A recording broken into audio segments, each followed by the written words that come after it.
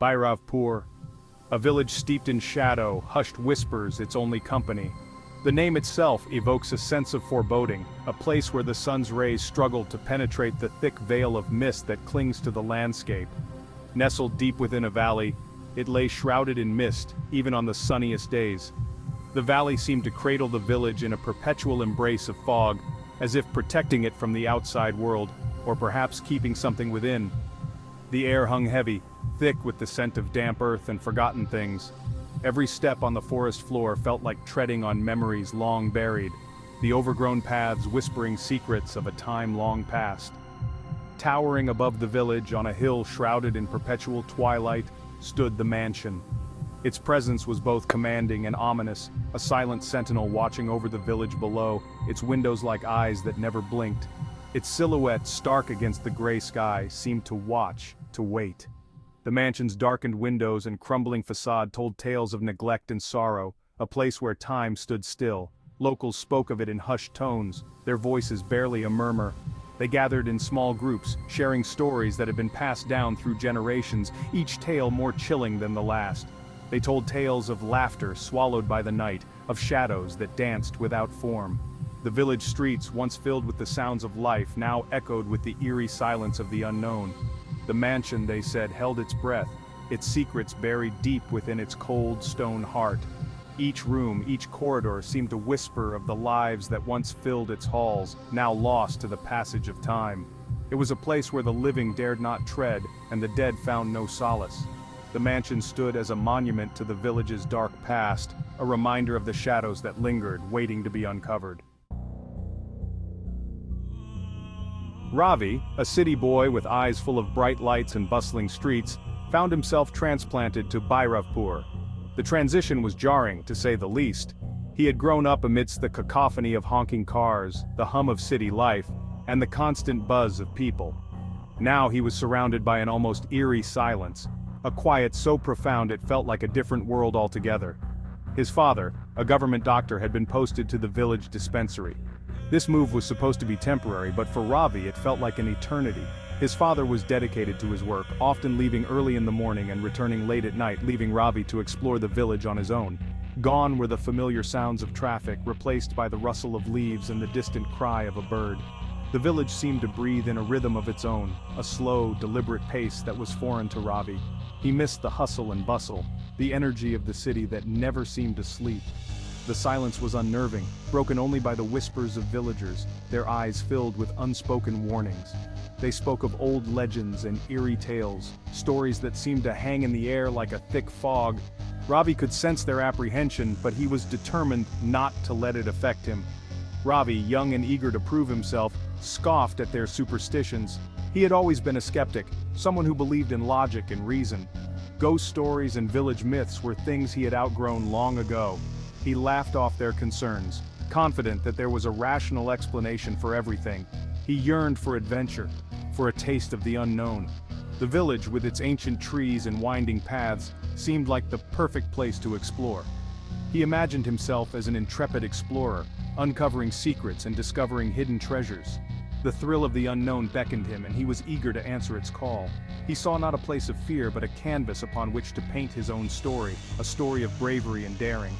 With his sketchbook in hand, he began to document his surroundings, capturing the essence of the village in his drawings. Each sketch was a piece of his adventure, a testament to his courage and curiosity. Little did he know, Bhairavpur was a story already written, its ink the stuff of nightmares. The old mansion at the edge of the village, shrouded in shadows, held secrets that were better left undisturbed. As Ravi ventured deeper into the heart of Bhairavpur, he would soon discover that some stories are not meant to be rewritten, but to be respected and feared. It began, as these things often do, with a dare. The village children, their eyes wide with a mixture of fear and excitement, challenged Ravi. "Spend a night in the mansion," they said, their voices barely above a whisper. "Prove you are not afraid." Ravi, his youthful arrogance burning bright, accepted without hesitation. As the sun began its descent, casting long, eerie shadows across the village, Ravi prepared himself. He packed a flashlight, its beam a meager defense against the encroaching darkness. He took a deep breath, steeling himself for the night ahead. He would show them all. that he was not afraid. The path to the mansion was overgrown, thorns reaching out like skeletal fingers. With each step, the village sounds faded, replaced by an oppressive silence. The air grew colder, a damp chill that seeped into Ravi's bones. He could feel the weight of unseen eyes watching his every move. He pressed on, his heart pounding in his chest. The sun dipped below the horizon, painting the sky in hues of blood orange and bruised purple. The mansion loomed larger with every step, its windows dark and empty, like the eyes of a predator. Within the mansion's grip, the old oak door creaked open as if disturbed from a long slumber. The smell hit Ravi first, musty, decaying, filled with the ghosts of forgotten memories. He stepped inside, his flashlight beam cutting through the oppressive darkness. Dust motes danced in the faint light, swirling like tiny specters. The air was heavy, suffocating.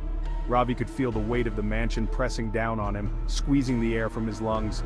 He took a shaky breath, his bravado beginning to falter.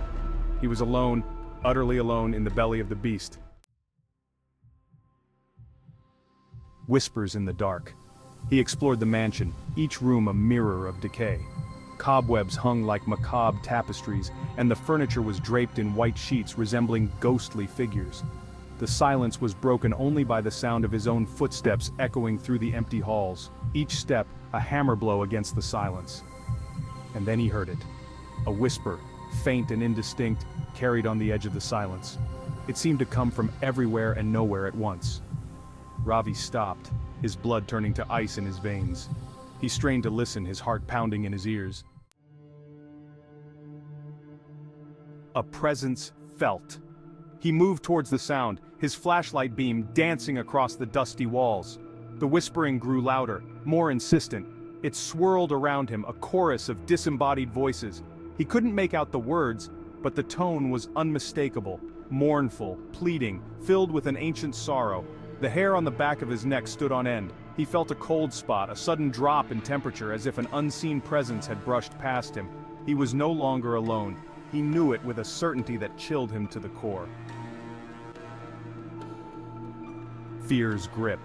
Panic welled up inside him, threatening to consume him entirely.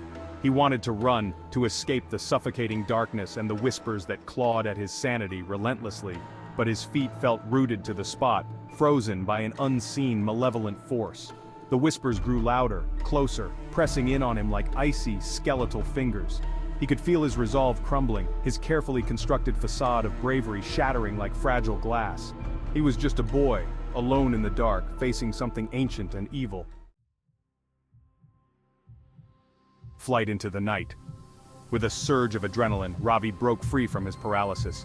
He turned and ran, his flashlight beam bouncing wildly in the darkness. He didn't look back, didn't dare to see what might be following him. He could hear the whispers behind him, urging him on, their tone laced with a chilling amusement. He burst out of the mansion and into the night, the cool air stinging his lungs.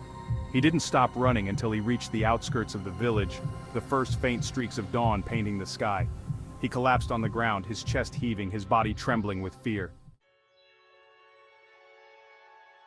The morning after, the villagers found him there, huddled beneath a tree, his eyes wide with terror. His clothes were torn, and his body shivered uncontrollably, as if the cold had seeped into his very bones.